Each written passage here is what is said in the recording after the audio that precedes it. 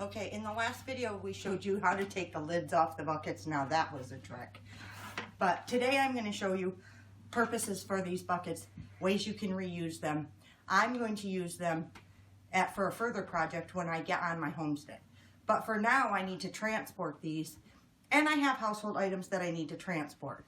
Because of the handle, it makes it easier lifting for me, and because I have some weight limitations because I'm so small, I'm going to pack some household items within these buckets, trying not to make them too heavy, but getting all the things that I would need to have in my new homestead to my property, and easier moving for me. The buckets will get there and all the household items will get there.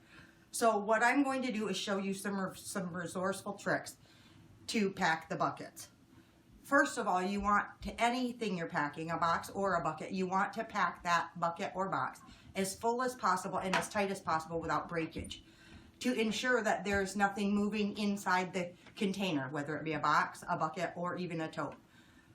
So that way nothing gets damaged in the process. Buckets are also great for like tall items like wine storage. You could move wine with, if you didn't have any wine boxes, you could pack them in there the same type of way I'm doing with household items, so that you're not spending a lot of money buying extra packing material. So let's get started. First off, my sister made me these as demonstrations. She's making me a valance to hang over my kitchen sink that she has, I can't remember if it's a knitted, I think it's a crocheted pattern that I saw on Pinterest, and I asked her to make that for me. However, it's almost 2 years later, still yet to get the valance.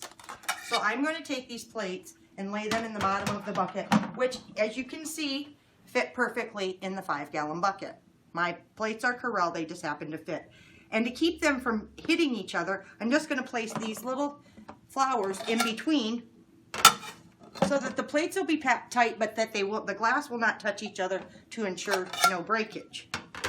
Resourceful trick. Now, you may not have round ones, but I believe even the square ones, hot plate or pot holders, maybe even the crochet dish rags would be strong enough. Regular dish rags may be good, even your towels. As you can see, I have a supply of all different size things that I'm going to use. Okay, so now that we have all our plates in the bucket, we want to feel to make sure it's not too heavy. So next I'm going to continue. I'm going to put something bigger because now I'm going to change types of items, and I want to ensure that nothing is going to touch the plate. So I'm just going to lay this handy dandy towel in here so that nothing glass touches the plate. Okay, spring is coming, and my daughter was given these for Christmas and she didn't like them, so she gave them to me. Now I know they're clean because I've ran them through the washing machine. So I'm going to take these glasses and stuff them within the sock. Then I'm going to place the spot that's exposed. Maybe I should put one of these in there just for extra security. So now I'm going to lay this down on top of the towel in the box so that no glass is exposed. And we're going to repeat on the other one. Now this isn't all my kitchen supplies. This is just for demonstration. Okay, now that we have quite a bit of heavy glass in the bucket, it's starting to get a little bit heavy. So now I'm going to fill with plastic items. Okay, so as you can see, now I'll come back when I get this bucket filled so you can see it full. Okay, you can see that I save all kinds of different types of containers. I save food grade and non-food grade containers to use for multiple purposes.